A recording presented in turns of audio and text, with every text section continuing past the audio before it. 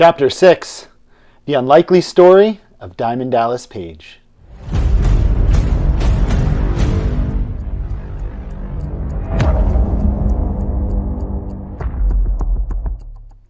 Welcome back to my channel. I am Unstoppable.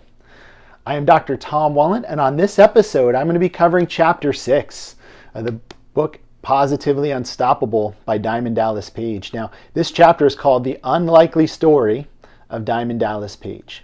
Now, putting together this video for a review, I just want to give you a warning. This chapter is written with such detail and has such a great storytelling aspect to it. To give it a review kind of is impossible. So if you were really interested in the story of Diamond Dallas Page, and I encourage you to read this book anyway, it's phenomenal. But this chapter is really important if you want to understand who DDP is, where he came from, and how he became the person that he is today. So for my review, instead of doing a full review, which is basically reading word for word the stories, I'm just going to cover some highlights and kind of just cover just a synopsis of that chapter. Now, because this is a book review, I'm going to put on my glasses because everyone looks a little bit smarter when they're wearing glasses. And let's begin. DDP's first recognition as an athlete was being named All-County in basketball while he was in high school, which granted him a sports scholarship to Coastal Carolina College in Myrtle Beach, South Carolina. Now, it didn't take long for him to realize that college was definitely not for him, which was made even worse when he contracted an illness, and the fact that he still couldn't read and no longer had the support system to help him get by in classes helped that decision. He lacked the mental confidence to stay in school, so he left to pursue his dream of becoming a professional wrestler. He enrolled in a small wrestling school in North New Jersey, and in only his third match, he suffered a severe knee injury, and his dream of becoming a professional wrestler suddenly ended. Soon later, he found his calling in the bar business, where he met his first true mentor, Bud Reynolds. Now, Bud took him underneath his wing and showed him the ins and outs of the nightclub industry, and in this, DDP excelled. He was soon named general manager at Club Xanadu in Asbury Park, and in a very short period of time, he built the club up to being one of the hottest nightclubs on the entire Jersey Shore.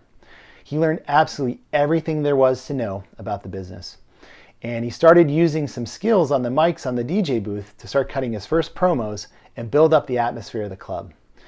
3 years later, he moved down to Florida and ran promotions for some of the biggest bars in the area, and he used his learned skill sets to transform some of these clubs into absolute blockbusters.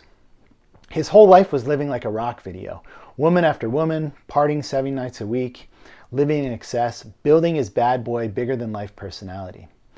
Now, his life changed forever when he ran into Jake the Snake Roberts at Norma Dean's Jance Club in Tampa, Florida. He realized he can cater to the wrestlers and build an even bigger scene in the bar. Now, at this time, Cyndi Lauper was involved with the Rock and Wrestling connection with the WWF, and DDP realized that it was a perfect time for him to relive his dream being part of the wrestling scene.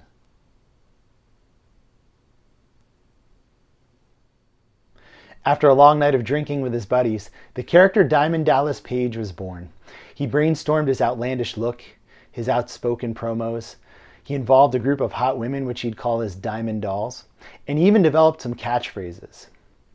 He'd start to incorporate this character in his real life working at Norma Jean's and in the radio promotions, where he'd mimic some of the hottest professional wrestling characters of the day. Now, they started calling him the Voice, and he started to get the attention of the pro wrestling industry inner circle. He was soon contacted by the AWA, and they told him that they were interested in bringing him in, but there was one problem. He wasn't really a wrestler, and it was all an act. They still gave him a shot, but instead as a manager, a mouthpiece for the tag team champions, the Bad Company. He could talk, he had the look, and he impressed the AWA and traveled to Las Vegas 1 day per month to film 4 TV shows. Now, at the time, he knew he wouldn't leave the nightclub business for only 1 weekend a month.